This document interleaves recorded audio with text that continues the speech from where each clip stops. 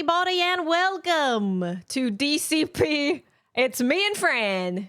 Yeah, we got the whole place to ourselves. Fran CP. No, Francie. it's got to be Watson. We need our celebrity name. It's a tough one between Watson and Fran. Yeah. FWATTS. FWATTS. That's all I got. The FWATTS podcast. The FWATTS cast. I don't know. That's perfect.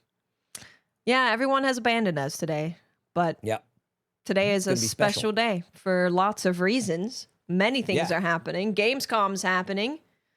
Silksong got a release date after 7 years, and it's in 2 weeks. Yep. Pete Parsons is gone from Bungie. Yeah.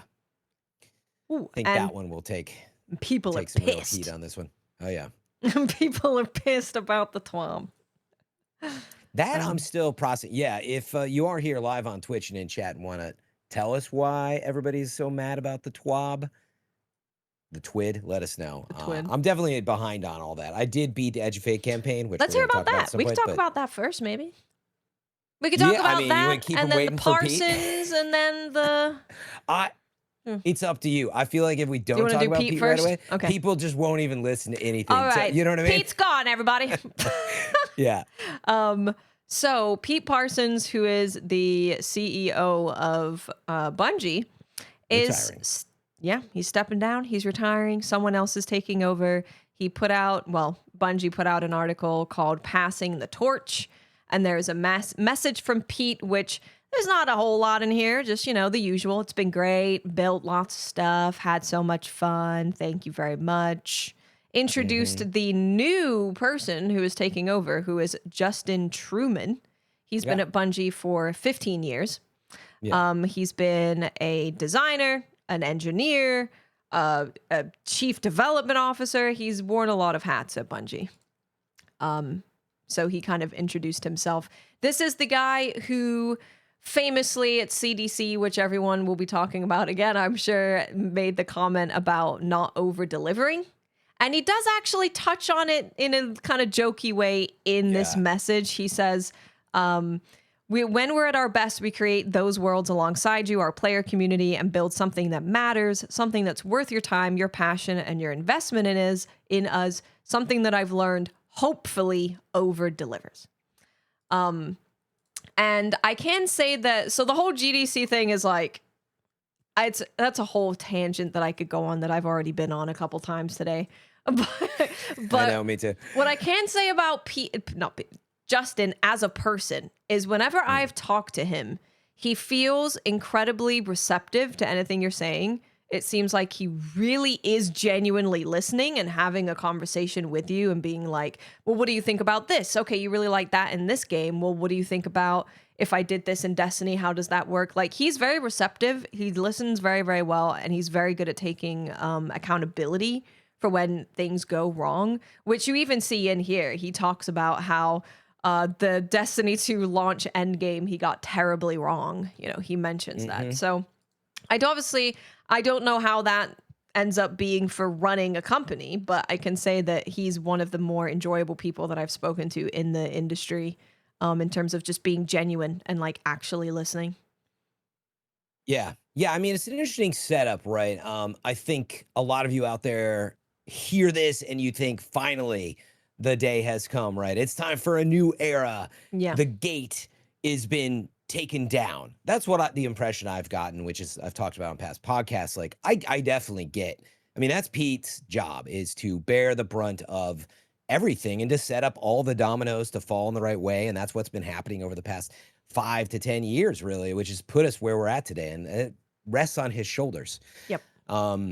And so we can talk about if we think he retired, like, amicably, and like how all that was. And but to shortcut there, it's like, well, okay, so fine. So Pete is retiring. PlayStation already owns them. This is something I've talked about a lot, and I'm just curious what you think, Watts. Herman Hulst is out there, has always been out there for the last several years. So it's been about 3 years since Sony bought them. And now it's like, okay, Pete's not there. And Justin, who's our chief development officer, by the way, so he's hired a bunch of these people, I assume had to, be in on all the layoffs as well, and figure out like what the teams and projects look like after they got bought out in 2022. So he's getting promoted. from chief development officer into studio head, which, if I understand right, they didn't really have a studio head. That was Pete and the leadership there.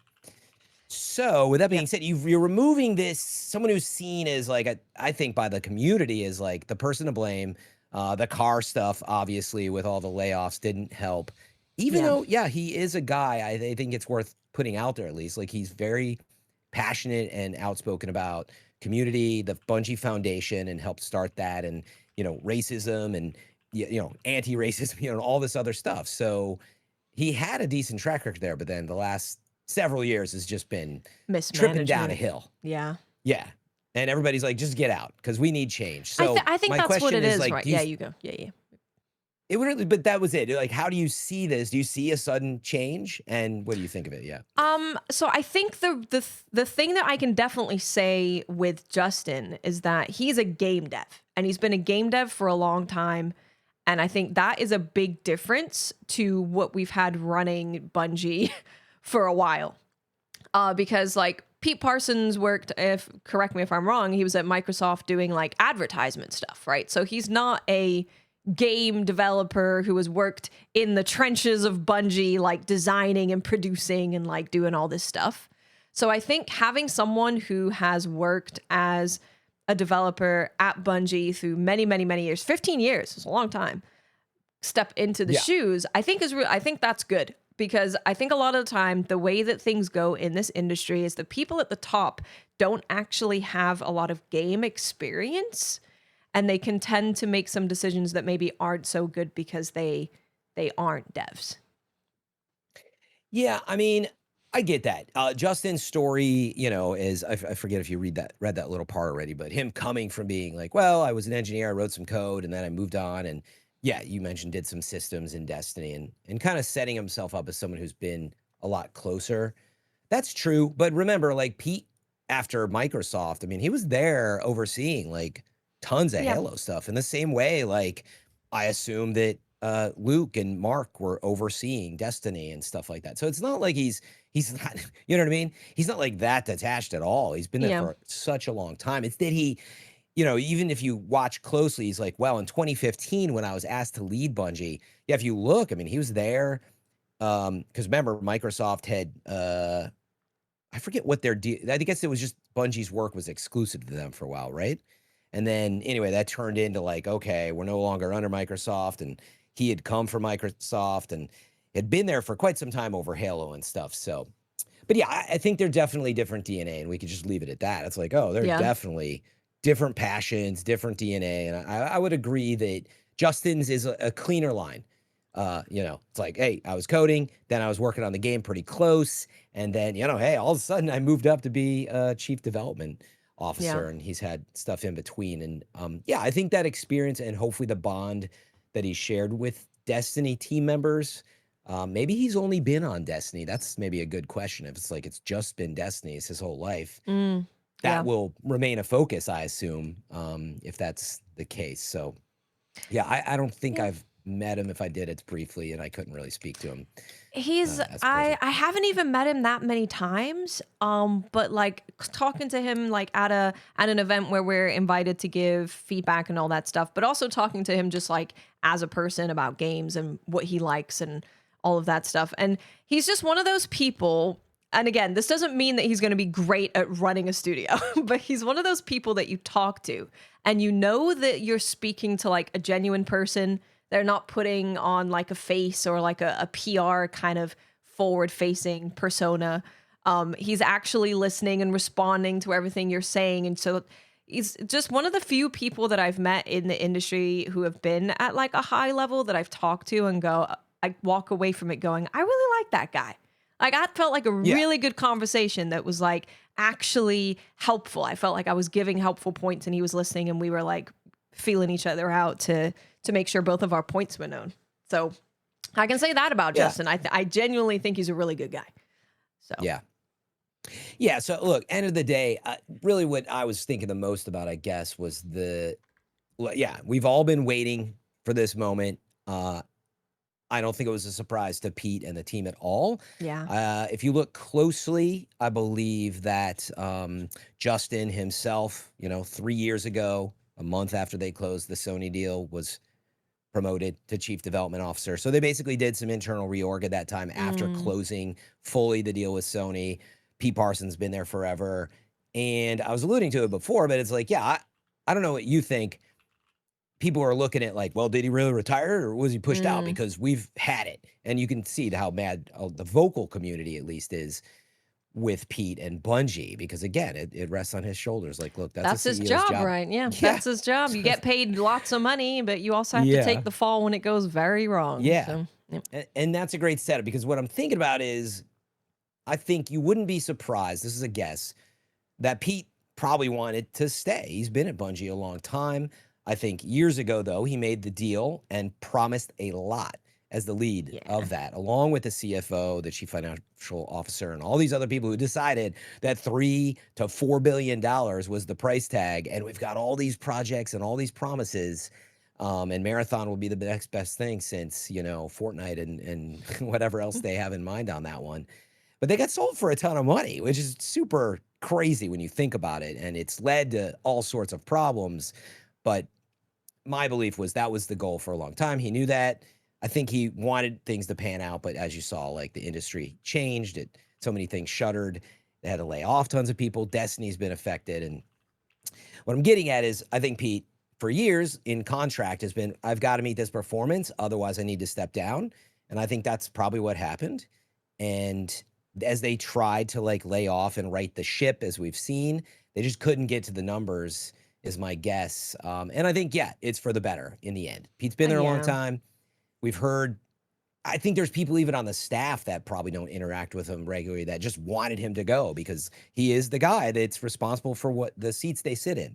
Yeah. Because like as a developer, someone who's just designing stuff or writing code or whatever it may be, if you see your friends losing their work over decisions that this person made, I think you can imagine that there's people there who feel very hostile and are like, well, all of my friends are losing their jobs and having to now scrounge for money and figure out their life. What's the guy at the top who is responsible for a lot of this gonna deal with? Yeah. He's got to deal with something. What's he gonna deal with? So I think it has to happen for not only the community who plays the games, but also the developers that are there to be like, okay, he has left the company. So I think it's important either way. Had to happen. Yeah, I mean, exactly. Whatever the exacts of it are, whether or not Pete wanted to stay or whatever. The main point that I would ask the community is, what do you expect to change now that you've got that part of your wish done? But what I hear from them is like, okay, we need Destiny 3. And I'm like, you can't possibly think that Pete was sitting there like, sorry, no Destiny 3 right now. Like, that's the big question, is like, what is it for Destiny you want to see done? I don't think it's just the one person. They've been working on a plan, and hopefully Renegades kind of shows more of where that direction's going. But frankly, where I see Bungie at, and again, this is kind of a guess based on what's happened, it's just like they took a bunch of money. They overspent as they tried to become this huge, massive studio to get purchased, though. So they did get all that money, and some people walked away with a ton. Yep. But with where we're at with Destiny, it's like, do you really expect a ton to change now that it's Justin, most likely, I assume, reporting directly to Herman Holst? So there is that, like, it's a little less, well, let's check and see how Pete wants to do this. And Pete also has his team of people that he leans on in a certain way. That's just how companies tend to operate. You look to the CEO for the leadership, even though a lot of people have a say. And so now that it'll go more direct, I think you will see some like culture changes and maybe organizational changes, and that will have an effect. But I'm getting at, like, I don't think we're going to see any changes in Destiny other than whatever they've already been working on Renegades, and how that pans out over the next 6 months. Like Marathon's in the same boat. Like, this guy, Justin Truman's he helped hire a ton of people around that team and presumably had to let some of those people go too with the layoffs. So in other words, do you expect much to change? I do think that a lot of the bad from Bungie is now gone. In terms of the higher ups, like, it's not that some of them were not great people. Some of them just bad choices, bad decisions. But I think the biggest issue has always been not hiring people and then trusting them to do their job. And if they say, hey, our community is not going to like that, going, Okay, well, let's talk about it and figure that out. They don't do that. They're instead like, no, well, we think this is going to, be the best for us. This is going to sell the most of Eververse items or whatever it may be. Yeah. They've had for many years this issue of just listening to the developers and letting them do their thing. And we've seen that anytime Bungie gets into a sticky situation, we get the best content. And it's like, well, why is that? And because they're like, well, we told you that this was going to happen. We told you that the community wasn't going to like this. And then they finally are able to do all of their suggestions. Yeah. So, because there was the thing about Marathon. They were saying that the community, we told you the community was going to want PvE elements. We told you we should have done some kind of PvE, and they didn't listen to that. So it's been a pretty persistent issue, and I hope that might change.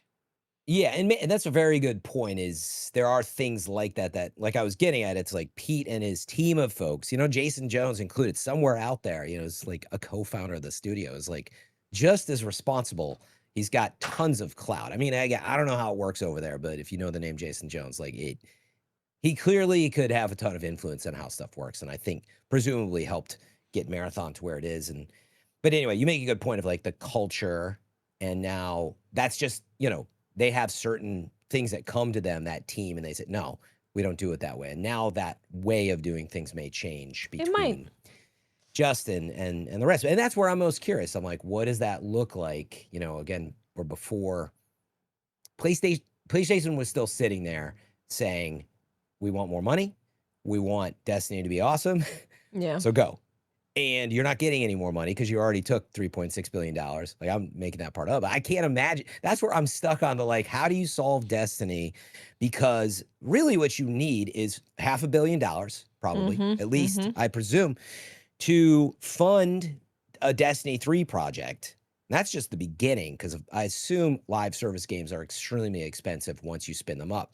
And I was thinking about it with Destiny 2. I'm like, how much in a year does it just cost? Like, it must be like $100 million. So like, aren't there like 500 people working on Destiny 2 still? I think that 300. Yeah. It's a lot. It's a lot. But it's easily upwards of let's ball $70 to $100 million a year, probably, just to run the team. So Destiny 2's got to make that. And then, like, I don't know how much it costs to run the servers and all that stuff, and all the support and stuff. So anyway, my point is, they're stuck in that Indiana Jones moment of getting the treasure off the pedestal and putting down the sand. And I mean, you either got to pause Destiny 2, and I'm not seeing that.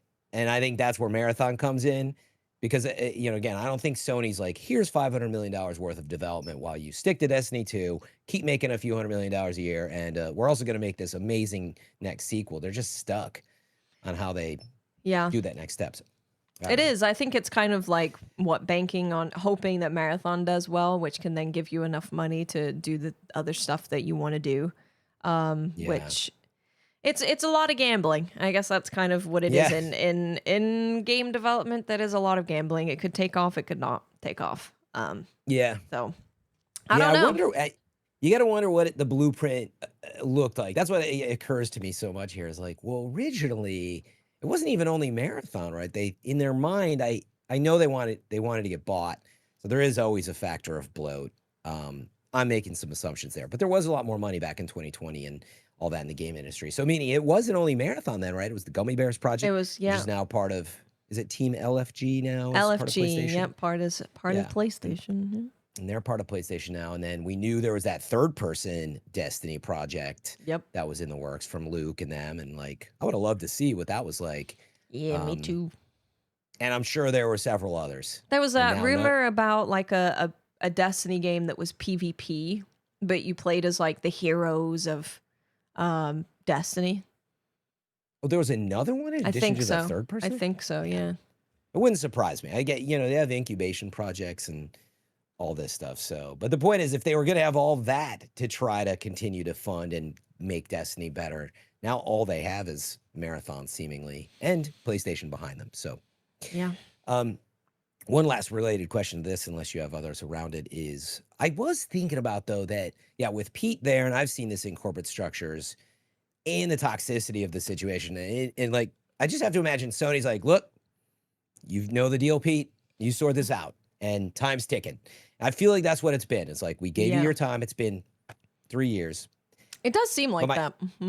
yeah, I mean, it's no coincidence that the deal was closed in July, like I said, of 2022, and then Justin was promoted in August of 2022. It's August of 2025. It's a perfect 3-year get this done, and things didn't pan out over that time, I think is what happened. But my question is, with Peter, though, it's very much like, look, you say you want to do this, and I'm sure he had his pushback, but now I wonder, and curious if you think anything about it, is like with Herman and Justin maybe talking more directly, would PlayStation be more like, well, you know, we could support you with some of our other studios a little more?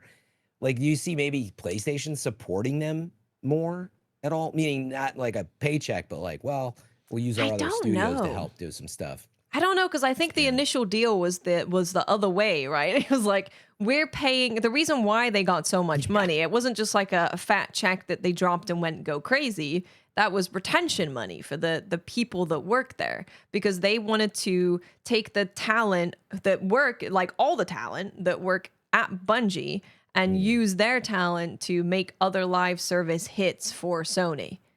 So Yeah. it's not, it's kind of all not really worked out, because Sony doesn't really have any crazy successful live service games. Although I guess they just need one, and maybe it's happening. I don't know. But Yeah. Yeah, it's like you see, you know, Nix's, right, who does a lot of like PC ports, you know, that's mostly their deal. But I kind of wonder if they could get a little more support. But yeah, you're right. It doesn't make sense. That was the whole reason that they bought Bungie for so much, and they are still a big company. yeah. But you know, now you got, yeah, Destiny just doesn't stop. That, to me, that is Destiny's biggest problem, despite definitely corporate and structural issues and on decision making and all this. Like, this team is constantly like, the train is just a runaway train all the time. They don't have time to like reset. It's Well, always been that's Destiny's problem. why, I mean, it's a big reason why I think when Bungie went and was talking to Naughty Dog, they're like, hey, just so you know, this is the reality of live service. And are you down to deal with this reality of live service? And honestly, there's not many studios, and there's not many people who can join those studios that are down for that, because you never have a moment of like, whoa, we released this thing, let's kind of like work on fixing it and update. It's never a time that you can just rejoice in what you've shipped. You're on to the next thing immediately, and you're always having to manage your people and your resources and your finances, and I wouldn't want to do it. I wouldn't want to manage it. I wouldn't want to work in it, because it doesn't sound fun at all. Yeah. So I don't know what, I think that they're doing their best. Like, you've played the latest expansion, I think they're doing their best with what they have to change Destiny and build a new foundation that can end up being exciting for people. So I'd be curious how you feel about if they've managed to do that or start doing that. Yeah, no, that's a great segue to more important points here, maybe. But I was thinking about the roadmap as well that lies ahead of us. What I was thinking about is they've already spent so much time resetting Destiny and how it operates in Edge of Fate. And it's under this whole new structure. So again, I just don't think that Pete's departure suddenly changes all that. I feel like them not being able to slow down is still the problem, though. So I was staring at the image as part of why I was pausing. I was like, so you got 6 months of Edge of Fate, which is 1 season now. And I always have to refresh my memory. It's 2 major updates with 2 reward passes. Or I should say the first major update is just the expansion. So then Renegades comes out in December. And then in March, you have another big update that it occurred to me today, too. I was like, oh, and that's still like a Star Wars update next March. Like, part of me, I was like, oh, we get some Star Wars in December. But that's like the whole other half of Destiny.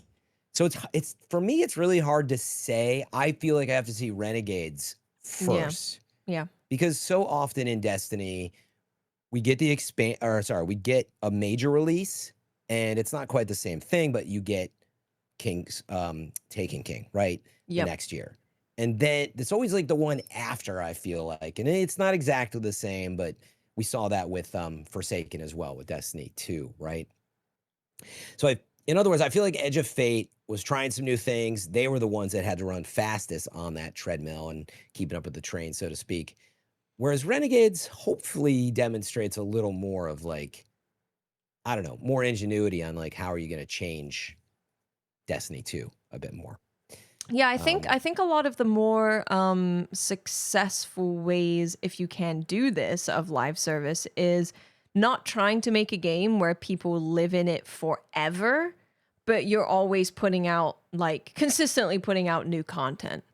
So I think there's a couple of games that do that, where they work on these drops and they're able to kind of go a bit slower because they just want to release this thing that everyone plays and it's really successful and it makes a bunch of money.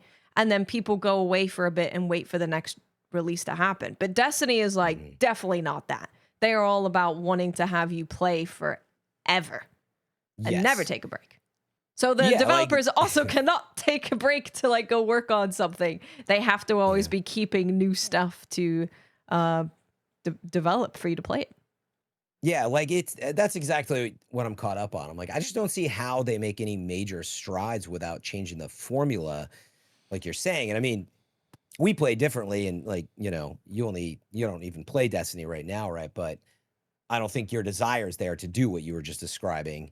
And I'm closer to that too. Like I jumped into Edge of Fate, and I want to play a little more and kind of dabble. But I've never been like, I have to like grind. Like there were people who wanted to grind up to 400 or 450, whatever. 450. I think it's 450. And that was like, that's what they had to do. And I'm like, I just can't relate to that. It's so much of just, weekly grind to reach a top level and live in that world, you know? Yeah, well, for me, it's a whole thing with PvP. I'm just like, I cannot see myself playing Destiny PvP again, really. And then everything kind of falls apart for me. That's a good point. That was your anchor point. I always forget you enjoyed just vibing in PvP, right? And I think for a lot of people who have stepped away, like there is a sizable portion of people who they ended up not really supporting the PvP or putting anything, investing into PvP. So those people ended up leaving, and it's the people who were excited to do the raids and the dungeons and the nightfalls to get the stuff to make a build to go into PvP. But their end point is that excitement about taking it into PvP.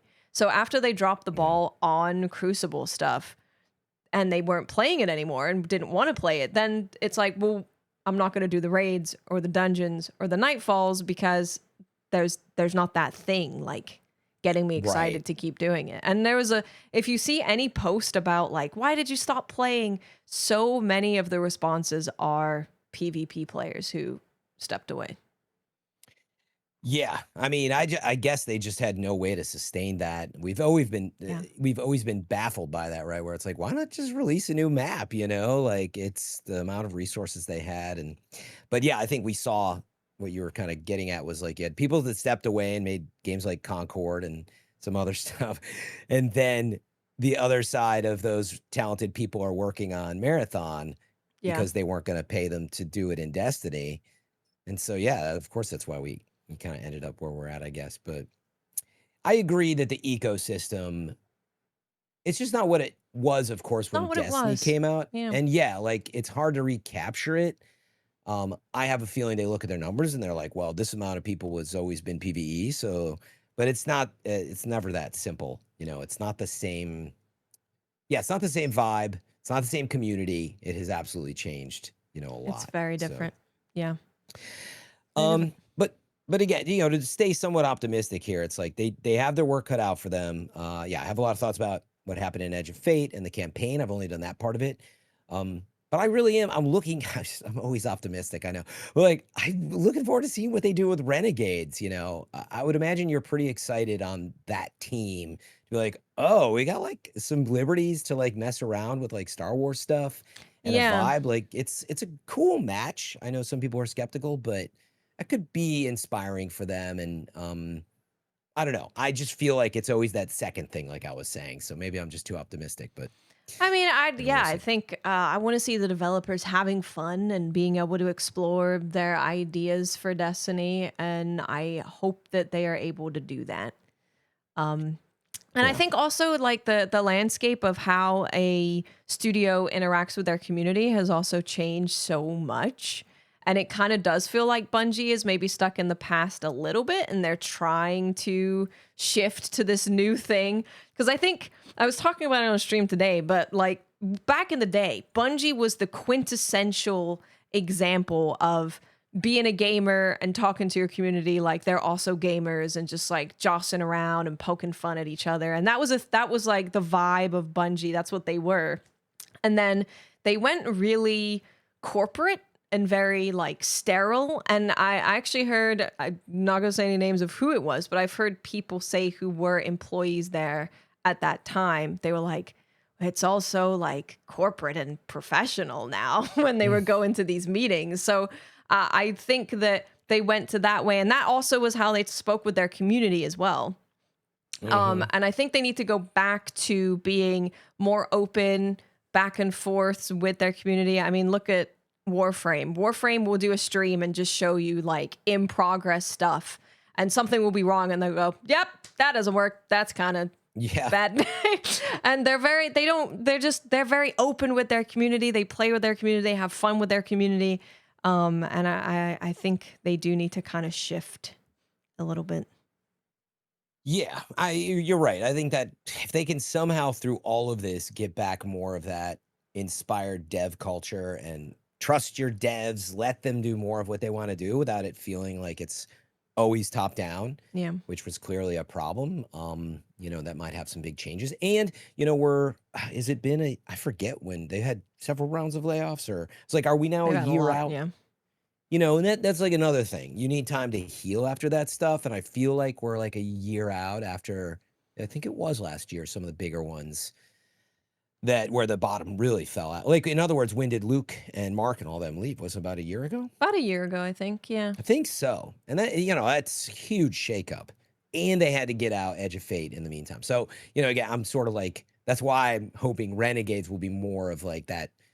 Okay, this is really more of our format. We have the new expansion, right? Every 6 months. It comes with this major update that comes 3 months after, and blah, blah, blah, the whole layout. And really seeing that come to fruition with a cool inspiration. I mean, again, I'm a believer in like the Star Wars side of it is, and they said it's not going to be like right on the nose. They're just like inspired by it. So looking forward to still seeing it. We'll see. Less looking forward to the Eververse part, but Yeah, it's a tricky thing to balance for a game that Destiny is, because it is about getting loot. And if some of that cool loot is at a store where you swipe a credit card, how do you balance that? It's very difficult. Yeah, I mean, it'll be interesting to see how they handle it. Because like the loot itself should still be Destiny loot, and then they'll have like ornaments and stuff. But yeah, since it is directly inspired, it's really hard to say. I mean, my assumption is you will have like a basic blaster. It's an exotic and it's cool, but it'll have some amazing Darth Maul. I mean, that's probably not fitting. More of like a Luke ornament on it with like white cloth and like whatever, I'm not going to invent the ornament now, but I think it'll be more like that, and we're used to that. So it won't be jolting where it's like all the really cool Star Wars stuff is in the store. But I don't know. It will be in the rewards passes. I mean, I guarantee that'll have some of it. So that's just what Destiny is, though, and all these live service games, So it kind of sucks. Yeah, for the record, right? I just don't like that about live service stuff. You've heard me complain about it a ton. So I don't like those aspects of Destiny at all at this point, obviously. And many other games, which is why Destiny is like one of the few live service games that I actually touch. So true. Yeah. I would rather play Elden Ring and stuff like that, right? Yeah. There's so many games. Like just looking, we'll get through some of the things that are coming out, but like you are getting at least a game a month releasing that you can be interested in, if not more. For me, it's more like 5 a month that I'm interested in. Right. So I don't need live service as much, and I don't look towards it anymore. Whereas, back in the day when there was 1, you couldn't get as many games. 2, there weren't as many being released. You had like Halo, Call of Duty, and like Battlefield. And like you had way less choices. You know, you would get sucked into one of them and you'd keep playing it even if it wasn't your favorite thing ever, because it's like, well, what else are you gonna do? So now you have so many choices. I don't need a live service game. Yeah, and not everything had to be like a 9 or a 10, because there was, like you said, plenty in between. You're like, I don't know, I enjoyed it. It was okay. You're like, yeah, it's fine. Know? It's like, you know, 6. Anthem. It was a good time. Yeah. Anthem, I had a good time with it. Yep. Well, I don't know. Before I get to Edge, I mean, does it make sense to maybe get a little refresher in between and talk about some of the stuff you're excited about? Sure. Yeah. If we want to stay on live service stuff, Path of Exile. Oh. Path of Exile. Oh, man. So Path of Exile did their stream going over something they're calling the Third Edict, which is their next major content update. Their first official, like, new league.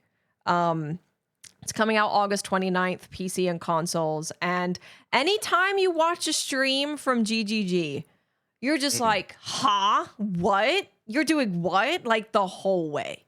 Because they're like, yeah, we completely changed the support gem system, which is these are the things that you have your skill, and then you put these things on your skill to change it. So real, just simple example, you have an arrow shoot. You can get a support skill that makes it shoot 3 arrows. Well, they're changing that system. They're just, they're changing it. That system's just completely changing. They're changing it. Yeah. And they're also changing some individual skills too, and making them different on top of that. Is this like a year anniversary after the first early access? I think it's been 9 months, I want to say. It's close though. But anyway, okay, so they're changing major systems. They're doing a lot. Yeah, they're also adding so we've had 3 acts of the story so far. They are now with this bringing the 4th act. So you get a whole new story, cutscenes, bosses, worlds to explore. You get all of that, which is huge. Yeah. And that of course brings with it new areas, new weapons, there's so many new things. I need to get you like the numbers of stuff that they're adding, because when you see it, they're like 150 new items, 40 new maps, 30 new bosses, and you're just like, what the hell is going on? It already had so much. Yeah. And they're adding things to the skill tree so that you can now make different builds.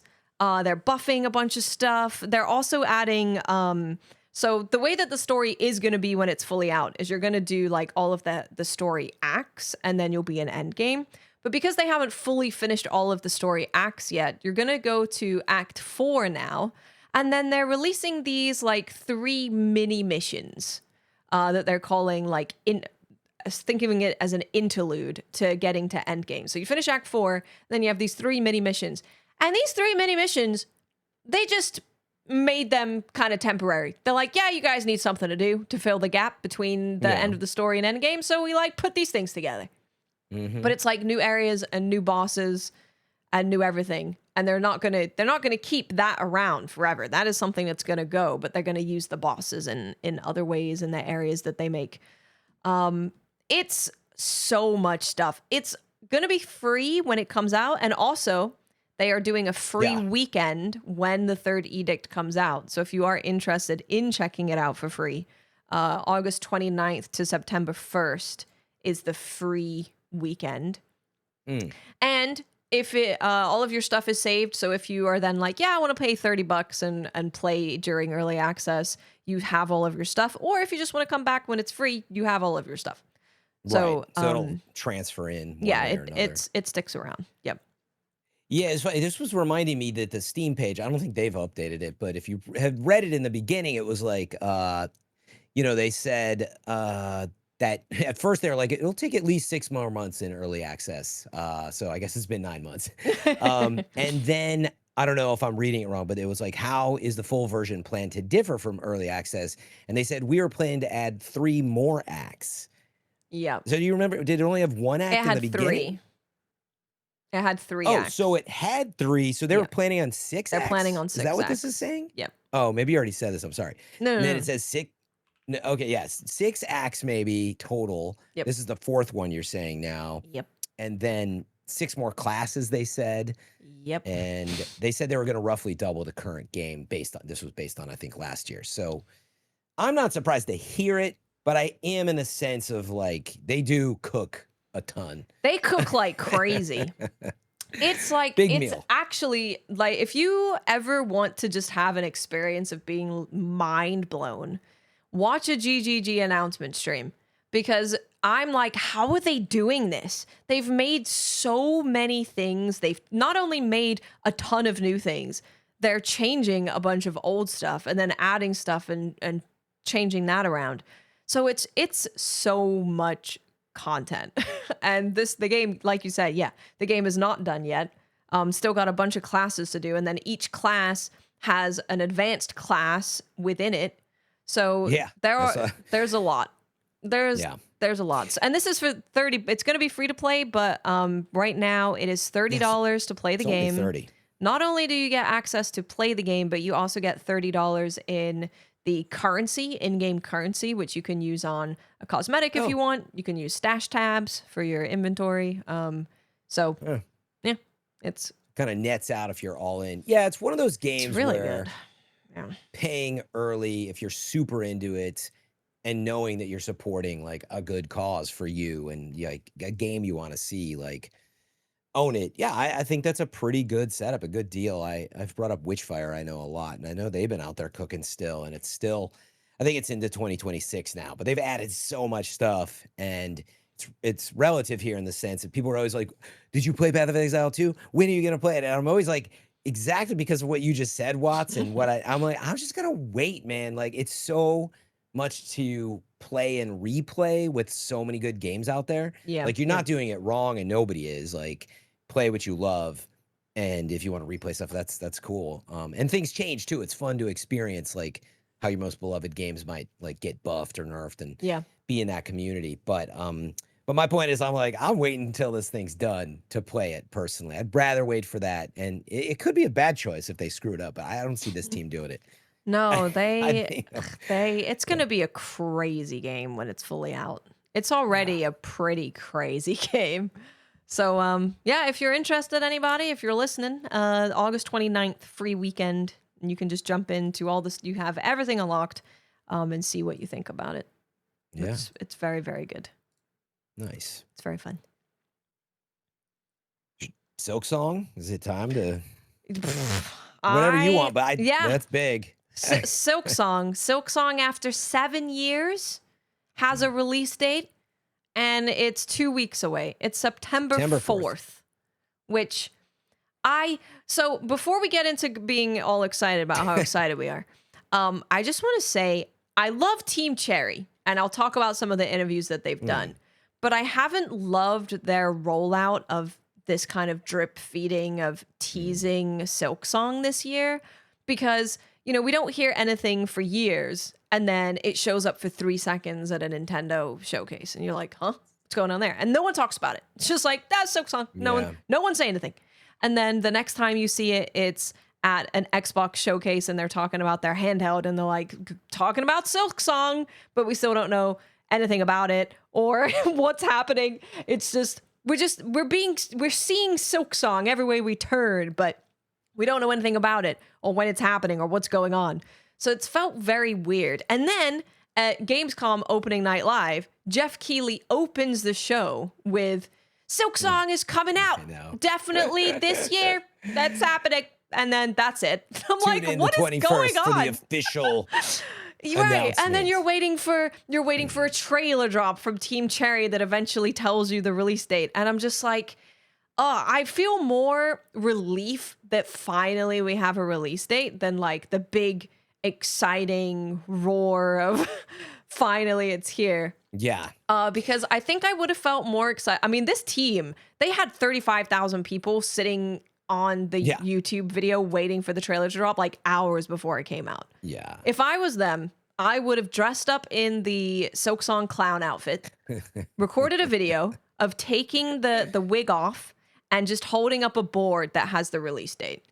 And that would have gone nuts. You wouldn't have had to be in meetings with Microsoft and Nintendo. Yeah. And you could just talk to your community and go, hey, the game's out. But I'm very excited. Yeah, I that mean, it's coming out.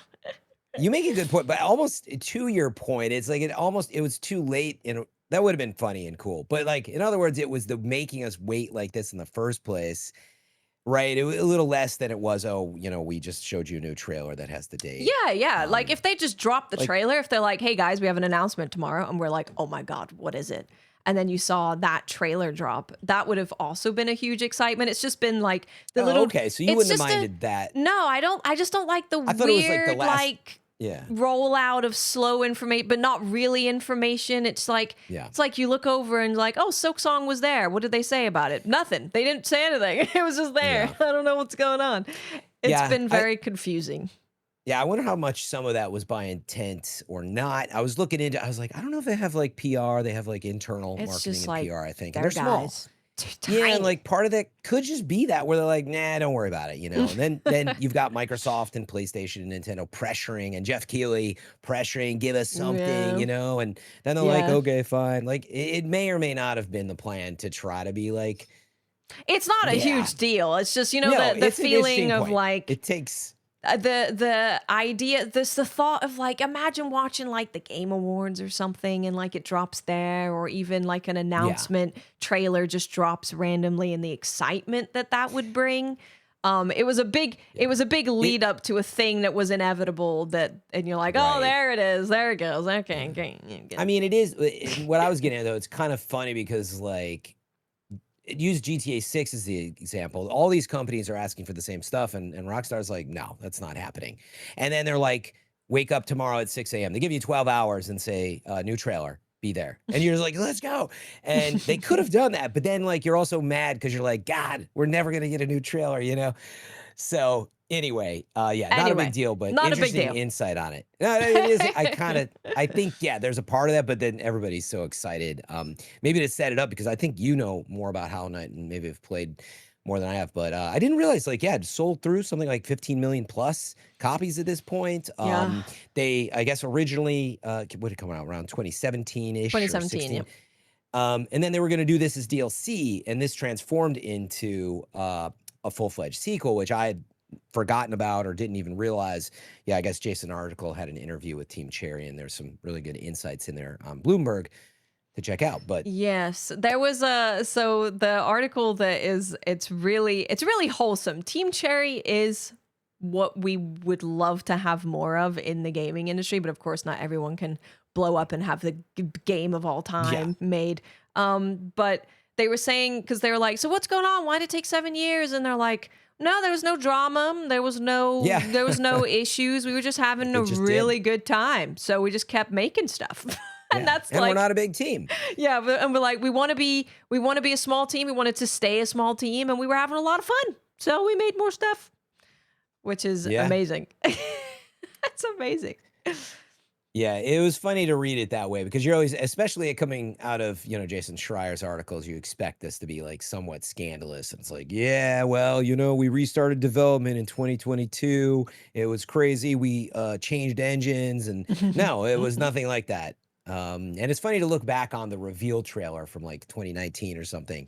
You're like, they already had quite a bit. The demo that's playable at Gamescom is the same demo that was available at 2019 at E3. Yeah, I assume it's been slightly modified a little, but I heard that too, that it was roughly the same. But again, they can kind of do that. So because they had stuff made, but then they just kept making more, and they wanted to keep making more. So. And they were saying in the interview, they were like, you make one new thing, and then we've got to make sure that thing works with all of the other things that are in the game. And then we start making another thing, and then we got to make sure that works with all the other things. So it just kept going, which it's honestly a really wonderful story that they had such a huge success that they were able to just keep making what they love and having a good time with it. Yeah. And it's finally coming out. Yeah, it's looking awesome. So I haven't played the original Hollow Knight. If I did, it was briefly. So I was wondering if you did, and like what your excitement level is for Silksong. I have, I did play the original. It's just I always loved the. I mean, it's been a while, but I've always loved the art style and the vibe of Hollow Knight, and the animation work is so good, and it's so fluid and fun to play. That it's just a wonderful game to play. And this one is going to be, God, this game is going to Yeah. be huge. It's going to take me 700 hours. It's one of those. Yeah, You well, what it can is finish like, it in like, I think 60 hours. They were saying for a completionist run. I don't believe you. yeah, and like this is where I'm coming from is that from the outside of someone who hasn't played it, really only, I mean, I might have played it briefly, but I just don't remember. And it's been a while, so I don't know if you can answer this. But I'm like, when I look at it, I'm like, man, there's so many games like this that are really awesome in this sort of Metroidvania looking side scrolling, there's so many and quite a few really good ones. And then it's like, but Silksong apparently is like why is Hollow Knight held at such the highest? What does it do, in other words, that you're like, man, it's just the way it feels, or like, is it the boss fights, or I don't know if you remember. So it's kind of everything, but I remember what I really loved about it was that there was so many things that you could find and hidden areas. So if you spent your time really exploring, you could find some stuff that people who were just playing through the game, they weren't able to find. And I always am a big fan of games that really trust their players to find stuff. Like they make really cool stuff and they hide it. So I'm always a big fan of games that do that. But it was also one of the, I mean, this was 2017. It was one of the it was before the Metroidvania thing really went like, oh my God, it's another Metroidvania. It's another Metroidvania. Even and Destiny 2 is a Metroidvania. Yeah, they did it so well. I've also really liked the kind of the I guess it fits under the vibe, but the characters are very comical sometimes as well. Like this, it's very whimsical as well. Kind of the same way of when I'm playing Monster Hunter and all of like the little things that they do of the way the characters react to stuff and the small things that they add that make it feel that feeling, the whimsical feeling. Yeah, I really like that as well. So nice. But it was one of it was the thing that made people really know about Metroidvania, I think. At least it was for me. Like Metroidvania, people know about Metroid, people know about Castlevania, but a Metroidvania, Hollow Knight was the one that made me go, oh, so this is a Metroidvania, and this is how good it can be at exploit. Yeah, so. Yeah, it's funny. I remember hearing so much about it. I think that's what it was, is all my time, around Metroidvanias in the industry. And I was like, oh, it's another one that everyone loves. Like, of course, there's a lot of good ones out there, but it really must have blown up, from a popularity side that I didn't fully realize at the time. Because, I mean, I have noticed, I'm like, man, people just cannot not be excited about Silksong for, the last like 7 years. So. It's really hard to like nail something, because it kind of is the game that is the full package. Like, it's beautiful. The music is really good. The gameplay, like, it sounds weird to say when you press a button, like it happens, but it's super important in games that have you jumping back and forth and platforming and jumping over stuff and hitting stuff. And it's really important for all it to the be details. Tight, fun, balanced gameplay is really important. The bosses are really good. The story was good. The world and lore was really intriguing, and the characters that you come into contact with are all like really great. But yeah, lots of like collectibles that you can get as well that you can miss. Yeah, it's a great game. It's a really, really great game. I was like, do we know how much it's gonna cost? I was like, I don't think we know yet. Did they? Yeah, it's like, did they announce the release date and you can't pre-order? I don't know. Wow, is it gonna be on Game Pass? I guess it says that it's available. It is gonna be on Game September 4th Pass. That's wild. Well, that's huge for them. Well.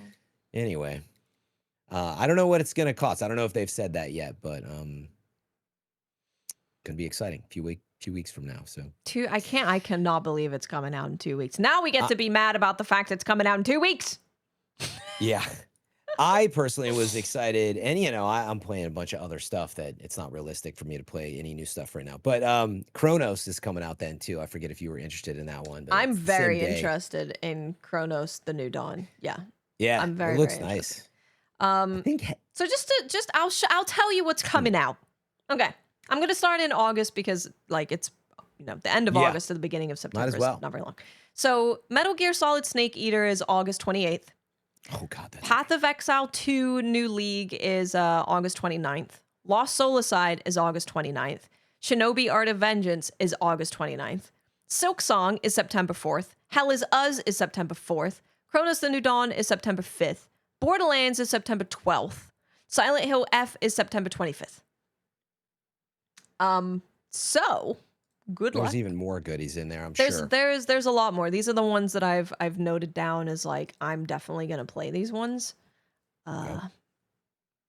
It's a lot. So You got Destiny 2's Edge of Fate Ashen Iron When is update that? in there as well. I feel like it was September 3rd, was it? Or what was it? Is it? September 9th. Oh, Lord. September 9th. It's like it's in there though. shortly after. It's in If there. you're playing Destiny. Yeah, that's a major new update that we'll be seeing what they do. But yeah, I mean, like always though, there's so much to play.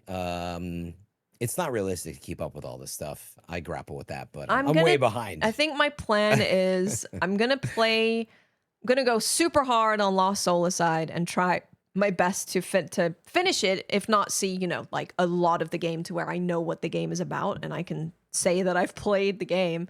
But I also want to pepper in some Path of Exile here and there, so it's gonna be hard. And then I think I do really, really want to play Chronos the New Dawn. I really do. Yeah. So I think I don't expect Chronos the New Dawn to be a super long experience. So I think playing that and Silksong and like spreading them out together might be doable.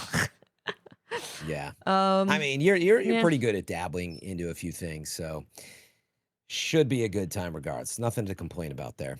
No. Yeah, I hope Chronos comes out and does well. Like, I don't know what the previews have been, if it's been getting any previews yet or good reception, but I'm just a big fan of those types of games. If you remember, I love Dead Space and Callisto even, I thought had some good makings of into something. Could have been cool if they could have got a sequel out the door. And we just don't get to see games like that. And I look at this, I'm like, okay, we get another shot. I hope Chronos blows up. I hope it's good. But see, I don't know. You know, I hope it's good. People have been saying about it I'm hearing good stuff from people who have played like a small amount of it. So yeah, I've heard really good things. And I just love what they're doing with sci-fi, body horror, time travel stuff. I think it looks very interesting from the story point as well. Yeah, it looks dope. I will be playing it. What should we hit on next? Gamescom. Oh no, you should do your Destiny stuff, and then we'll go through like Gamescom announcements, what we're excited about, things we like. Before that, this will be a super fast one. Okay. But Black Myth getting a successor, not a sequel. Yeah. Did you catch this news? Yeah. So I thought it was a bit weird when I saw it, because it was at the very end of Gamescom. It's like one more thing. I'm like, okay. Yeah. And like it's like just started being made. And it was something about the developers, like that date means something, is like really special every year to them. We report back to you. Yeah. The fans and on August. Yeah. Yeah. They said that date is really special to them. So they wanted to show something at Gamescom. And I'm like, so you just made a CG thing of like, here's the project we're going to start working on? Yeah. Weird. I think it's weird. You think it's weird? I think it's weird. I was like, okay. It didn't surprise me in the sense of like, I don't know, we get those announcements sometimes. Like, it's like, we're working on a new, let's say they did it for Cyberpunk, right? And they're like, yeah, I guess they did. They kind of did it for Witcher almost. Yeah. Yeah. Okay. So they did. I was like, they kind of did this with Witcher, right? Where you just tease what's coming. They were still a little more down the road, I think, on Witcher. This one, the developer even said like the folders are mostly empty, and like I don't know if it was like kind of a joke, but they're like, we got a lot of work to do, but we wanted to let you in that it is based on, you know, I think it's a fictional character, pretty famous again, and like just to get people pumped for that. And then they also were like, hey, this also isn't the end of the journey, the westward journey. It will also have some updates. We didn't know what that meant. We do now see it's coming to Xbox, so that's big news. It's on Xbox, I think. Yeah. It's not out yet, right? I think, wasn't it just announced? Don't know. I think I had that wrong. I'm not sure. Because remember, for the longest time, they're like, we can't get this running or whatever. It wasn't out on Xbox for a long time. Yeah, so maybe it was just coming out. But anyway, they did say there will be more updates for, Wukong, but they're moving on to something new. I thought it was interesting. I know you and I felt similarly where it was like, look, like some things about it, the map design was balls. It was really I didn't bad. like it. Yeah. Yeah. Did not like exploring in that game at all. And I know they improved some stuff after, and maybe the map and stuff has made that better, but I was like, the fights were really cool, the boss fights, and They looked I cool. loved, yeah, my favorite thing about it was being able to respec like really fast and just mess with stuff. It was very like enjoyable and almost simple to just try stuff. And I really liked that part about it, but we'll see. I would definitely like, as much as I didn't really like Wukong, I would definitely play another game from them, because my hope would be that they heard the feedback that people didn't like about Wukong and that they could use that in their new game. And they also have so much money from Wukong, so that should also help them maybe do more than what they could do with Wukong. So I would always check out their game, as long as it looks good from the actual trailers when we eventually get them in like 3 years or something. But yeah, just because I didn't love, a lot about Wukong wouldn't make me not check out their new game. Yeah, I mean, it depends on what they show, obviously. So they have very impressive visuals. So if they could make the Yeah. gameplay and exploration better, I'd be pretty happy.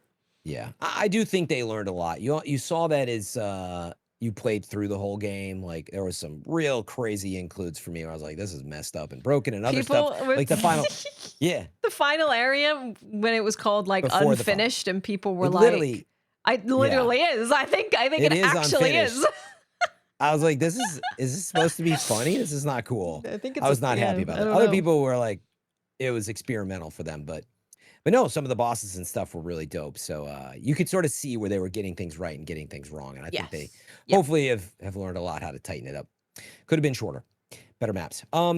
So maybe I should just quickly do a little Edge of Fate review. Let's hear about it. Let me get this time code down so we got it. So yeah, I finally beat the Edge of Fate on Legendary. As I would remind folks, I was gone for like 30 days traveling and just didn't have access to be able to play. So got back, finally got into it, took it pretty leisurely. And yeah, look, I actually enjoyed it overall. The story tone, the cutscenes, and experimenting with like having some of these abilities, even though I'll talk a bit about they're just like lying on the ground over here abilities that you go pick up this thing every time you need it. Yep. Which is not new in Destiny, but for what I was hoping for is very different. But yeah, really some amazing cutscenes. Yeah. The Ikora voice thing, if you're all not aware, like Deborah Wilson doing yet another voice because of I think the strike. So you have Savathun being the voice of Ikora, and it's like you get used to it, but I'm like, oh man. Yeah. That was less than ideal. But I really liked the art and the tone of like, so it brings us in touch with the golden age and like Earth, it's like 60s and 70s almost vibe, this sort of Control, Remedy, Alan Wake vibes almost with some of the storytelling. So I thought that part was really cool. Did you get to hear much about that? I've watched the cutscenes, yeah. yeah. And like their cutscene work is really good. It's really, really good. Like, yeah, I thought that seeing Ikora before she was a Guardian, that was really cool to see because that like we know these characters, but I always feel like we haven't, especially with Ikora, we haven't really got to know her particularly well. So yeah, seeing her before she was a Guardian was really cool. Good cutscene. Yeah, and like for me, I'm always looking at really like how big's the team? What they cut? What do they keep? What are they evolving? That's what I've kept playing Destiny for. I mean, sort of, so we can talk about it. But it is a big part of it. I'm like, oh, well, what do you do? And surprisingly, I'm like, yeah, the CG cutscenes. I'm like, you know what? I don't know where they got the budget for this. They swept it under the carpets when they did the layoffs, before. And like, but it's great to see because it really does have an impact on I paid for the whole, what it was, $100 for the whole year. I'm just always like, you know what? I'm not going to split hairs. Like I'm covering this and it's a bit of a business expense in that sense, but I mean, it's still money out of my pocket, but anyway, having paid so much for it, I'm like, it's nice to see the polish is the point. So I like that they've kept it. It honestly has surprised me. I almost expected a regression of like, we're back to like sketched cutscenes and some music or whatever it was to like fill in the blanks. But they have some in-game sort of transition and cinematic work that they're doing with this too. Little things, not as often as I'm always asking for, but it's still there. And it was nice to see. Yeah. So on that front, polish and execution, all, yeah, I mean, it feels pretty good. Campaign itself on Legendary. So I went pretty much from hopping in, being excited. I always play them on Legendary. I don't mind the challenge at all. But this one at first on solo, it's one of their bigger challenges. Even in Final Shape, I went through some of this. I'm like, every enemy is beaming you from every corner because you're solo and you take all the aggro. And I'm like, I don't care how hard you tell me it is as a fire team because it scales up. I'm like, no, it's not this hard and annoying. Not, like yeah. Everything is looking at you and shooting you. So I was not enjoying that to start. I almost turned it off in the first like handful of hours, but then I'm like, okay, I really got to just build around this and change my build. And again, some of that's normal, but I just feel like the design's not quite there for solo Legendary. But once I got into it and got going, got some new armor, etc., it was fine. And yeah, really enjoyed it overall. I feel like it does go on for a while. I don't mind that though. I think you'll hear some different commentary on that of maybe exploring Kepler being like too long for some folks but I pretty much just enjoyed the vibe. Hop in for 3 or 4 hours. Yep. There seems to be quite a few bosses and missions, a lot of mission structure. And for me, that's what I really liked about it. When I hopped into Edge of Fate and I hopped in on Kepler and that's where I was. And you're not taking me to the tower. You're not going back to the EDZ. And we've complained about this for years. Yeah. You're not teaching me crafting right at the crafting table and taking me out of this experience. And so I think that was good. Compartmentalized, good cutscenes, good polish. And I enjoyed it overall. So it's definitely more in the direction of what I want to see. And on the Metroid stuff, as a reminder, I'm a huge Metroid fan. Was really glad to see that they took a lot of like homage to Metroid. Like the world, if you don't realize it, like it's straight up like purple and green. Like I think that's Brinstar. It's like absolutely inspired by Metroid. The first enemies you see are flying with jetpacks on. That is Space Pirates. You turn into a morph ball. That's Metroid. So all of that made me pretty happy. Yeah. But then you get into the actual like, oh, it's going to be kind of like Metroid Prime or Metroid Mechanics. And like they present you with the puzzle and it's like, there's a hole in the wall. And over here is the little pad that you turn into a ball. So you should go over there. And it's like, it's not really getting an ability in a puzzle. Right. It's not, you don't have that feeling of like, oh, I unlocked this new thing and now I have this ability and I can use it. And yes, it's not the same feeling. That fell very flat for me. Of all the ability stuff, I was like, this is the right direction. But maybe they were worried about the community understanding that, or maybe it was just hard to do on a limited time. But later you get like, it's called a relocator gun. So you'll see like somewhere you can shoot to, and they previewed this in the trailers. It's not really spoilers, but again, like you get into a room and you see the gun sometimes first. You don't even know you're like, well, I got to use the relocator gun. It's not really like a puzzle in that sense. And towards the end, tried to have a little more liberty with it, like with fighting the bosses. And I know some people, I have a feeling, maybe I'm wrong, I have a feeling some people hated like the last boss and using like ball mechanics, and I really enjoyed it. I didn't love it solo because like when you die, that's a full wipe. But I like what they're doing is the point. So I think it's headed in the right direction in terms of like campaign, right? Story tone was there. They kept some polish. I think people were, they were interested in the story they told, and even like the world being its own thing. But I don't know if they can weave in other words, getting new like abilities and stuff like that. But I would like to see that. My specific suggestion was at some point you can just use the morph ball, for example, whenever you want, like you would a Sparrow. And I'm like, well, why not just put all the abilities in one section? And you would have given me the gun to use when I'm there. And then it would have been more fun and let them do more complicated puzzles. I would have liked to see that, but I don't know if the community wants that either. So I don't know if that's part of it, that they're too afraid. So. I mean, well, I think they're going to be experimenting for a while and having to see what the community is interested in. Because yeah, it's gonna be it's gonna be a lot of experimentation. Yeah. So that now that I'm finished, I still got to do the raid, experience the power grind maybe. I'm not really getting pulled towards that. I was getting a little more like, well, I'll explore Kepler a little bit and try the portal list, but it's funny, not funny, but the vault is still full and all that. I'm like, I don't want to just sit here and delete a bunch of stuff. So I mean, we'll it see. is a barrier it's a real problem. of, you can never, with Destiny, it's very hard to just say, I'm just going to hop on and play a little bit, because you do always have that issue of the vault. I can't imagine, playing Monster Hunter and I haven't played for like a month or something, and I come back and I'm like, oh, but I have to delete all of the stuff that I have. I never have to deal with that. I never have to think about it. Yeah, I'd be happy if they evolved Destiny to get away from that. I don't know how they do, but the point is, like, I always have to tell everybody, I'm like, guys, like, I can spend the hour deleting 75 things. It is going to immediately fill up my postmaster. I'm going to have to investigate all these items.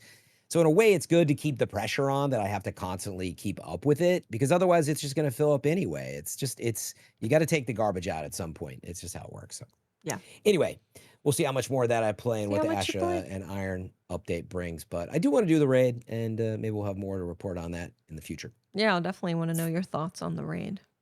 Yeah. What else? I thought we could go through things that looked interesting at Gamescom, or things that we were excited that we saw at Gamescom. Let me see if I can actually show the trailers while you're pulling a Mylan. I'm gonna try. And try to fill in for our B-roll expert Mylan. The first one, of course, is Monster Hunter Wilds. Was not expecting this. Was not expecting a Monster Hunter announcement. But yeah, they are doing a collab again with Final Fantasy XIV. They did one before in Monster Hunter World. We're getting, of course, the Chocobo Sacred had to happen. Oh, I missed this. Yeah. So we're getting cactus, we're getting the Chocobo, we're getting a bunch of other stuff, but we're gonna also have like Cactuar stuff now. And, we are also getting a boss fight. In World, it was Behemoth. In Wilds, it is Omega Planetus. I'm watching the stream right now. Yeah, it's a robot. This is from Final Fantasy 14, This is from Final Fantasy 14. Yep. So they are doing a collab again. They were saying that they really enjoyed working together. And so we're like, oh, we're definitely getting another collab, because they were really enjoying working together. But we didn't know what it was going to be. And they are also doing a collab for Monster Hunter in Final Fantasy 14. So in Final Fantasy 14, you're going to get the Sacred to ride. You're going to get the Palico as like a pet. And you're also getting Arkveld as a fight. They did a bit of a trade. That's really cool. They seem to really enjoy working together. Yeah, I'm looking at the boss right now. Yeah. And that's a boss from Final Fantasy 14. Yep. Which I wouldn't know, but of course it looks like a Final Fantasy robot spider boss thing. Yeah. That's cool. So for Title Update 3, we should be getting this collab and this collab monster, and then I would assume maybe one other monster. I would hope two, but I would say probably one for sure. So we'll see. But yeah, that of course comes along with weapons and armor, as well as the fight. So it's a whole thing. Nice. Did you say if there was a date on that, or? It's just at the end of September, so we don't know the date yet. But it's like imminent. It's coming in September. Man, a very free month. Yep, right around Silent Hill F, it sounds like. Yep, probably around there. What else? The other thing was Cult of the Lamb is getting an expansion. Yes. I forgot about called this. Woolhaven, and this is an actual like paid new expansion. Yes, big new expansion. It's not just like a free update for what's already a great game, and their updates were already cool. This is like, I really like when we get something like this, because one, I would love to give you indie studio money. That would be great. So many in those indie studios release stuff for free all the time, and I get it, because they need more people to like buy the initial game and play it. But like, these games companies that have millions of players and millions and billions of dollars do not give you free stuff. But indie games are always like, here's this massive update that adds like double the game and it's free. So yes, I'm always happy to give them money. But they're adding like a new region. They're adding new everything, new weapons, new bosses, new. It's just it's a new expansion to the game. So when I saw that trailer, and it won't surprise anybody who's played the game, but hearing the music and stuff again and whatever they're doing for Woolhaven, I was like, this audio team is the whole team, the art, they're so freaking talented. Yeah. So yeah, I was really excited to see this one, and definitely looking forward to this one next year, I think is what it is. So it's the same. Yeah, I feel the same as you when I hear their music. Their music is so amazing. Good. It's really like some of the best music, really. It's really incredible. I definitely will be playing. Yeah, we had talked about it on the podcast way back, but they had collabed with a bunch of like metalcore posts, metal artists that I listen to, like Polyphia and other, and they're just so cool. Like all around, they seem to be getting everything right with this one. So good for them. Yeah. Really that was a major announcement. Yeah, I was trying to Google like who was the composer. I don't know if it's accurate. Narayana Johnson. We'll go with that for now. There's at least one of them. Yeah. It's at least someone who worked on it. Yeah. Okay. Well, I got one to throw out there. Oh, yeah. Give it to me. You probably could guess what it is. Legends getting announced for Ghost of Yotei. Yeah. I was like, Ghost of Yotei is at Gamescom. I'm like, anytime we hear that we're getting more information about Ghost of Yotei, I'm like, okay, we get to see some, gameplay of a new weapon. I'm like, I don't really care anymore. I just want to play the game. So I wasn't sure what they were going to show at Gamescom, but this is what I would like to see. Yes, thank you. Yeah. So it was like a combo. They, showed some more story and, gameplay elements, getting everybody hyped for, I think, the October release of Yotei, but then it fades out, and does that like change to the red, which if you remember the menu screen was red as well, I think. But that's because it's a whole other like fantastical, like demonic world, and like they're still sticking with that. But yeah, it seems like all the same type of stuff that we loved in Legends, they're kind of doing again in some capacity. I don't know if we'll get a raid or not, but I'm super stoked about that. I'm really excited. Like out of, speaking of live service and not needing to play live service, out of all the games that have come out with something, this is the game that I was like, I'd be okay with this being a live service, because the gameplay was so fun. It was so well made. And then they brought out a raid, which was incredible. Yeah. Everything they did on that, again, it surprised you, and surprisingly that it didn't turn into live service. But, and I think you can relate to this part too, where it's like, I actually looked at it and I was talking about Destiny. I was like, nobody else would prefer this for the most part, but I was like, that's what I want. I want Destiny to be like a Ghost of type of property. I mean, granted, they could probably, maybe it's like every 2 years you get a bigger Destiny release with a major Legends update, so to speak. And then like that has a few updates, but then like there's some time between, because I'm like so hyped to play this. Yeah. But I look back, in other words, and I'm like, I played Legends a ton. At the time, it's true that I would have played more and I wanted more, but like I've been more than happy to like move on. And now I'm just like ultra excited. And hopefully that time pays off into polish as well, right? And so it'll be interesting to see, like, because to your point, it was so good already. So I'm very curious to see if it feels like, well, like we can only do so much with so many resources, or they're like, wow, you like knock this out of the park. So, I think they're going to knock it out of the park. Because I feel like the first Legends mode was very much like a, let's see what we can do with assets that already kind of exist and make something fun and like see how it goes. And now they know that people really liked it and it did really well. So I hope it gives them some confidence to really go for it. Yeah, and I mean, it's funny because I jokingly say it's like one of Sony's best live service games. I mean, obviously you have Helldivers, which was actually, right, that's a deal. They don't own that studio. But when you think about it, it's like, what is Sony's best live service game? It is Helldivers, which they don't own. Yeah. So I'm like, it's Legends, but it's not really a live service. But it's a great model for it. It's very, very good. Yeah, I was very excited about that. Stoked. But that's 2026. 2026. Don't get it confused, chat. Yeah, we get the Ghost Yotei October. Which is perfect. Sometime. Because then I'll come back to Yotei when that is out. So it works really well. Yep. And when they add all the other, they did that with Legends, I think, too, because you get a bunch of like, what is this? The ornaments and skins and stuff Yeah, called. yeah. You get them from, they put more in the main story, but then they put them in Legends. So you had reasons to kind of go back and play it. So, yeah, it was good stuff. yep.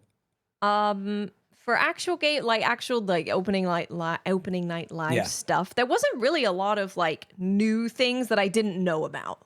So like Lords of the Fallen 2, I had a trailer, but I already knew that was being shown there, so I wasn't like, oh, Lords of the Fallen. Plus, like Lords of the Fallen, I had a good time with, but I wouldn't be like, oh my god, can't wait for another one. But I am, from that trailer, we did see that they are keeping the Umbral World stuff going, so I'm happy that they're keeping that, because that I thought was one of the coolest parts, was going between the living world and the it was dead. like instant, right? Yeah, I thought that was really cool, and I thought that was a good idea. So I know they've done a lot of work to fix the game and make it feel a lot better, so hopefully this one comes out feeling really good. But we will see. Seeing more Onimusha, I think I actually have Onimusha. Like, I am so excited for Onimusha. People are playing it and saying it feels great. I'm gonna be able to play it at PAX. So if anyone's going to PAX West, I'm going for a day, I think. If anyone's going to PAX West, you can play Onimusha, Resident Evil 9, and Pragmata at the Capcom booth. It's I've only been to PAX once. The end of August. Yeah, it's next week then or something? I mean, yeah, it is. Yeah, sorry. It's like, there's too much going on. It's the 30th, I think. I think I'm going to be on there on Saturday. So it's when all of the games come out. Yeah. Yeah. I mean, it's next week. Seems so far away, and yet you've realize in a couple of days. I'm showing up, being like, all right, put me in front of the games. Point me. Yes. And then I'm going home. I'm streaming and playing more games. Yeah, I saw a report on IGN. I don't know where it came from, but IGN's headline was Onimusha could be as sharp as Sekiro without the Souls-like difficulty. Sort of just saying that, I don't know. Actually, a lot of people were saying that the combat, you have a lot of defensive options. So you have stuff that's like classic to Onimusha, but you also have like counter attacks where you hit at the same time as the enemy. You have parry, so you have a lot more defensive options. So you're weaving that in all together as you're fighting. Yeah, I'm excited about that one. Did you hear or see much about Pragmata? I know that people have been more hands-on with that. Yeah, so people are the thing with Pragmata, I think it's really hard to let people know how good the game is. I haven't played it, so I might come away saying the same thing. But everyone who's played it, even people who were not excited about it, were really enjoying it and finding it really unique and having it all work together, and it feels really good. So that's what I keep hearing about it. That's what I keep hearing. It's an interesting new approach, which I think is good. You know, we need to iterate and experiment more with that. But yeah, like, how does that hold up over a whole experience? I don't know if we know yet. So. Yeah, we'll see. It's so you have like the mini hacking game, and then you also have you walking in a 3D space, you know, like controlling the character. So you're doing these two things kind of at the same time. But it's really interesting. One, I'm also really happy it's coming from Capcom, because Capcom has a lot of running games, right? But they haven't done a brand new IP for a very long time. So to see them doing a brand new IP when they probably would never have to do a new one. They've got Street Fighter, Resident Evil, like Monster Hunter. They have so much that makes them money. So it's Crisis. Well, we'll see if they do it. They might do a remake of that. They probably will. A remake's probably going. So it's nice to see them doing a new IP. Yeah, even just them doing a new IP is great, but anybody doing a new IP at high polish, I'm always a big fan of. Like, just to break, I think gamers' minds need to be reminded. It's like, play something that's not just a sequel. But there's too many good games and sequels. But in other words, I think it helps us be like, oh, like Expedition 33, right? Yeah. Reminds you that just because it's some new title, keep your ear to the ground. And so, yeah, I'm hoping Pragmata turns out. It's definitely on my radar. It looks like a Fran type game. I'll play it. I'll play it at PAX, and I'll let you know how it feels. Yeah, I was excited. I can't remember. Did you play Indiana Jones at all or no? No, I didn't. No, yeah. But they announced the Order of the Giants DLC, I believe. I'm excited about that one. More indie is a good thing. And again, I was happy to see that studio shift out of Wolfenstein and making like a pretty awesome Indiana Jones game. So I heard nothing looking but good forward to the things about DLC. it from people who played it. So Yeah. I'm glad they're doing more. And it's coming to Nintendo Switch 2 It in is. 2026. Yeah. So let's see how that That's game kinda is crazy. very graphically intensive. So I'll be curious to see how that one turns out. We'll see how it turns out. I'm not sure. Mhm. For news, I have a couple just got like 4 odd mentions of this looks Yeah. kind of cool, but I don't really know how it's going to turn out because this is kind of what Gamescom was. It was like, here's updates on things you know exist. There wasn't a whole lot of like, oh my god, this person is making a new whatever game. So the first one that I have is called Zero Parades or Parades, depending on how you want to say it. But these are the people behind, oh my goodness, is it that Outer Gnome? I'll look it up while you Look it up. Oh, Disco Elysium. Disco Yeah. Elysium, thank you, yes. These are the people behind Disco Elysium. Oh, yeah, I did see this trailer. Yeah, which is That was like pretty cool trailer. pretty awesome story, world building stuff. Like, so this is their new game that's coming. So the trailer looked really cool. I don't obviously know anything about it, but just knowing what Disco Elysium was like, which was such a cool game. Yeah, I'm definitely stoked to see their new game. The whole vibe of it is very cool. For fake radicals is the tagline. Zero parades for fake radicals. Yeah, that trailer was cool. I remember at first I was very into the visuals, and then they showed a little bit of the gameplay. I was like, oh, it's this type of thing. Makes sense. It's the Disco Elysium folks. Yeah, it's the same kind of camera angle that they have going on. But it's a story-rich espionage RPG. We're a brilliant but tormented operant on a desperate assignment. Pick up the pieces of your broken network, untangle a bloody web of intrigue at the end of history, and prove yourself on the big stage. So it's just this studio. They just make really good stories. Really good stories and really good worlds to be in.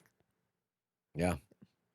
Yeah, and folks in chat, just FYI, it is still like the studio, I guess, but yeah, as they rightly were pointing out, there was a lot of like shakeups there over the last several years. So FYI on that, but you know, still some of the folks, I guess. So some of the folks gotta still be there. Gotta be some. Yeah. But it is the studio. Yep. The other one that I saw, so this is from a studio Jamma. It's called La Divina Commedia. Oh yeah, I mean, of course. Of course. And I was looking at it and I was like, oh, the music's on, sorry. I was looking at it and I was like, man, this looks like Anotria. And I was like, wait, but it doesn't look like Anotria, but it does look like Anotria. I was like, is this Anotria? I forgot. This is the studio behind Anotria, and they are making a new game. Now, you would look at this and go, oh, it looks like it's a Souls-like. It's actually not. They are not making another Souls-like. I believe they're making a PvE extraction game. I will double check after you guys watch the rest of the trailer. So Anotria was Italian Souls-like. Souls. Yes. It was Souls-like. It was the Italian Souls-like game. Yeah. Which, so the thing with Anotria, I actually really love Anotria. It's definitely like, this is another small studio. This is not like a huge AAA studio. So it is a little bit janky, but when you're playing it, it was one of the few games that I've played and gone, wow, they get the formula. Like, you know, when you play a game that's kind of Souls-y, but you're like, yeah, it's not really though. It's not really. Playing Anotria, I was like, no, they get it. This is a Souls-like. Nice. Yeah, the description talks about it having procedural extraction dungeons. Procedural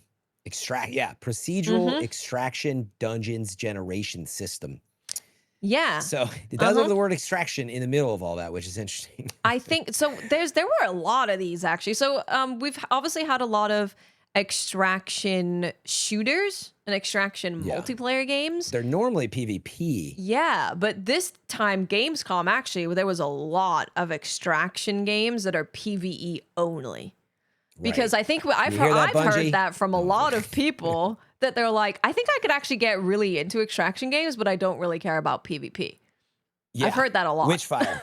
Yeah, I'm Witchfire is one telling you, of them. Witchfire is the one. It is Destiny Souls like ish, but not with extraction missions. Oh, it's so cool. So I wonder if they're doing something like that Maybe, yeah. in the straight up, which is funny. Like if I know I talk about Witchfire so much, I'm clearly obsessed.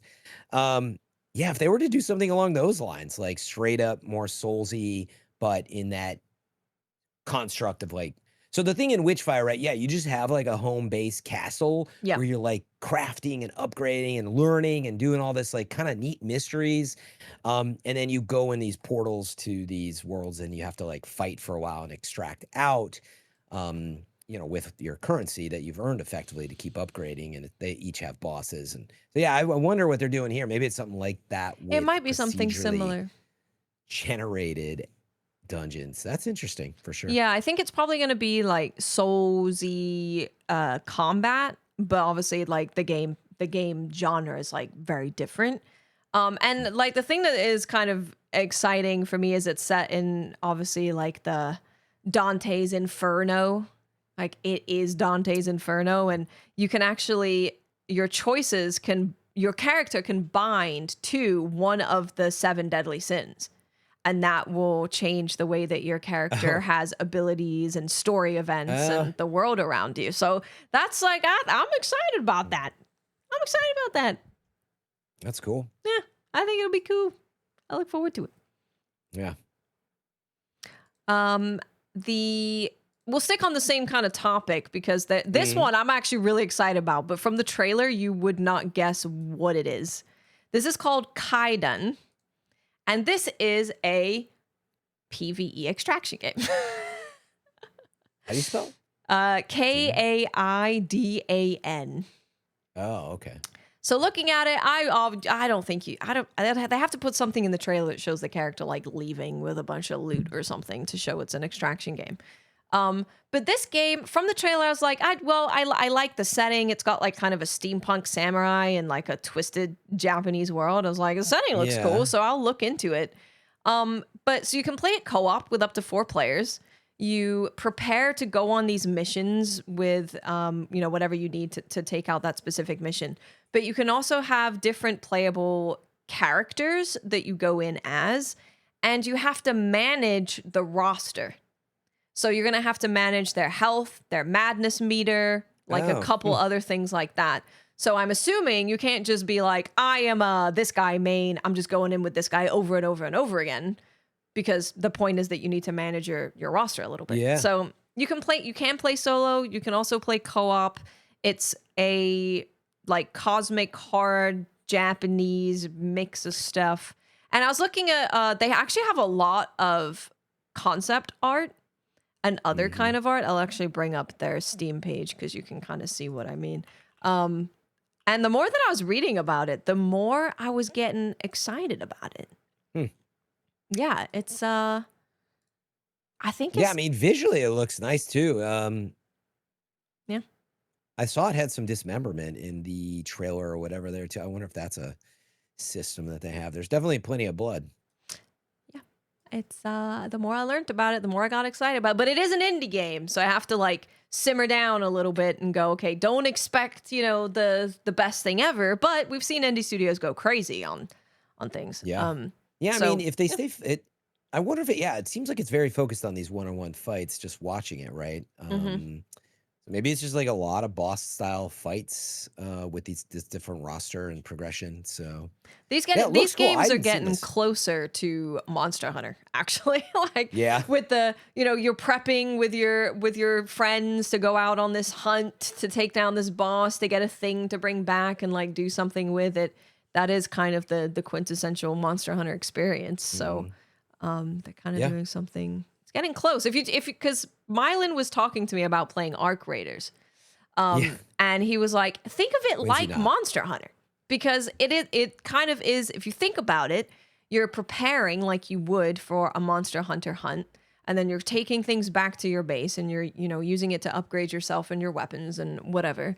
He's like, think about it like that and maybe you'll be more into it. And I'm like, I can see where he's coming from.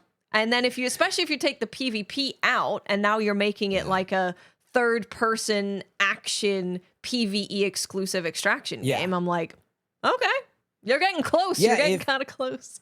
Yeah, I mean, if you're down for third person shooting, it is more of that. I'm gonna try it. You don't have to fight. Yeah. Oh, you are gonna try it. Nice.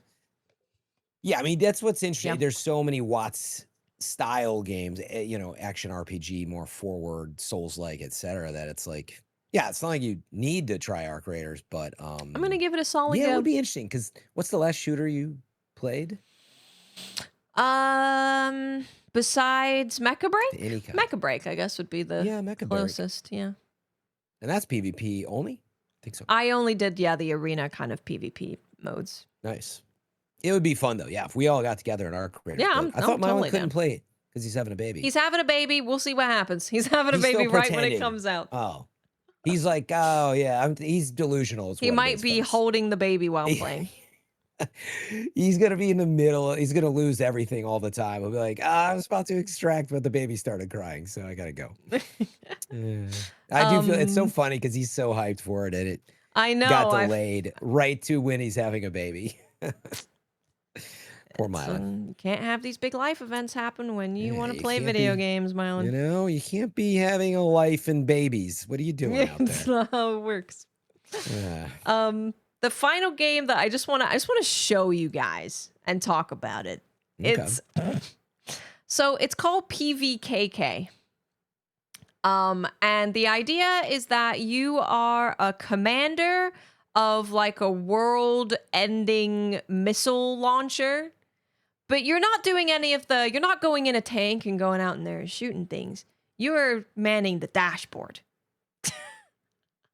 So, you're sleeping and you're drinking tea and you're awesome. You're upgrading your dashboard for your shooting machine. And I was like, okay, I can get down on this. This sounds great. Wait, is this the one on Steam? Has this really a weird German name or Dutch name? I don't know. Yes. Planet. Yeah. Verteidigung Skanonen Commandant. I butchered it, but wow. They actually have that in the title, and that's why it's PVKK. That's why it's PVKK. It's because it's like 5 German words in one, and they just do this. Probably is what this is. Anyway. Planet and Verteidigung Skanonen. There you go. Yep. I'll bring up the Steam page. Yeah, it's clearly Planet. Yeah, Planetin Verteidigung. Anyway. This is wild. Yeah. It says operate your planetary defense cannon to fend off an interplanetary invasion from the comfort of your cozy bunker. You're here to stay, so obey your superiors, press the right buttons, and sip your daily tea ration. I love this, actually. I'm so into it. I'm so into it. The developer is Bippin' Bits. And it's being published by Kepler. They put out some good games. Kepler do. Yeah. They know how to pick a good one. That's a good point. They're pretty particular. So anyway, seems neat. Yeah, good call on that one. This reminds me, I should mention the what was the name of? Did you see that trucker game that also has like severe storms around it? That's a very Fran game. Yep. What was it called? Chad, help me out. Anyway, I'm excited about that one too. Severe storms plus trucking. Yeah, sign me up. So you need to have a day, Fran, where you stream just like a couple of those games, or you need to think of it as like a community night. Where it's like, I'm playing something that you guys get a kick out of. Maybe you could put like a hat on. You can get a beverage. You can get a whole thing going. People love it. I agree with you. I need a dabble community day kind of thing. It's called Road Kings. Road Kings. There we go. Yeah. But check that one out if you're into trucking games like me. Yeah, everyone knows that I loved SnowRunner, and then, Mud Runner was before that, which I didn't really play. And then the new one is Roadcraft. And they're all dope. Yeah, it's good to have those days where you're kind of just chilling with the community, having a bit of a laugh, and it's a good morale. It's good morale. Oh, you're right. It's just, that when that happens, that somebody comes in and says, have you tried Silksong yet? And I'm like, no, I really want to. And it just reminds me, what am I doing? I'm never going to be able to. That's why it's got to be a one-off. You're not like sitting there till the end of the game 70 hours later. You're like, we're just going to have a day where I'm just going to drive a truck. Yeah. Okay. I'm just driving a truck for a day. It's true. At least one day, you know. You're speaking some sense here. Well, that's what I do with our drinking streams. Is normally when we drink, we just play some random games. We just download some demos and try some stuff out. Yeah. That's what we do. And people really like it, and I also really like it. It's fun. Right after I wrap up Shadow of the Erdtree, before I crash out on that one. We need to get you into the area with Yeah. You can, I mean, you can say the theme of the area. That's fine. Spooky. It's spooky. It's spooky. The whole thing is spooky. Watts was on my stream at the end of last night, I think, and I was really about to crash out like Mylan style because I came back after like a month and was super excited. I do love Elden Ring, and I just found myself disparaging it, that I was like, I'm so tired of going to this like wall where I can't cross over into this huge part of the map. I've just been searching. Huge part of the map. I do have to beat Radon is where I'm at. But yeah, I can't wait to see more. I did start beating up those giant fire dudes. I just took them all out. Before the stream tonight, I finally realized I could absolutely beat them. And I took down like 3 of them and got some goodies, but didn't progress anywhere else. But whatever, I'll take there's a boss in that large area that's one of my favorites. So the spooky area. Mm-hmm. Well, I would love to. There's all these areas of the map that I just. Get, you know? I'd love you to get there. I'm trying. And is it? Oh, we should move off it. But I was like, I don't have to beat Radon to get to this area. No, necessarily. Nope. Exactly. Oh, it makes me so mad. The DLC is pretty rough and convoluted from the map perspective, but anyway, I do enjoy it overall. I'm looking forward to making it a step forward. Yeah. Anything else? I don't think so. I've watched the gameplay for Resident Evil 9. Looks friggin' terrifying, and I'm very excited for the story. Like, it's looking really good. I think I'm more excited about this one than I have been for recent ones. So, yeah, I'm looking forward to that. I'm always excited about Resident Evil. Well, we may or may not see you next week because of PAX. Yes, we don't know. Yeah, I may be having a dinner with the Capcom team next Thursday, but they haven't confirmed a date that they're doing it yet. So we will see. But I will be playing Capcom games at PAX. So the week after, I'll be able to tell everyone about Pragmata, Onimusha, and Resident Evil 9. Nice. Let's talk about. Well, hopefully, hopefully we'll have an episode next week. People have been busy in the summer, it seems, but otherwise, I think the plan is, even if you're not here, we'll have one next week. So. I think so. Yeah, you got TV as well. Should be good. Yeah. But we locked it down today. FWATTS. We did. In the house. Come up with a better name than FWATS. We did. It was 1 hour 45. That's pretty good. Not too shabby. All right, I didn't have anything else huge on my mind to talk about other than what we have. So unless you have anything else. I don't think so. I think we're good to go. Nice. No random questions from Briar? You didn't pass anything weird along? I heard last week was... What was the answer? I only listened to the beginning. Oh, I don't remember. How many holes does a straw have? Oh, how many holes does a straw have? Yeah. And then we came to... we ended it with, well, then we all have one hole, and that's equality. What?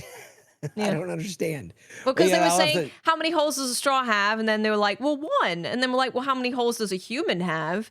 And we're like, oh, well, we all have one hole regardless of our gender. So that is true equality. That's where we ended. I got to listen to more of that intro, obviously. So, and if you guys missed it, that's another reason to listen to episode 435. By the way, chat came up with Miss 5000 Frankies. I do like that. That's good. Not bad. Nice job, External. That's good. I like that. That's good stuff. All right, everyone. Thank you so much for joining us. We will see you next week. Look after yourself and goodbye. Take it.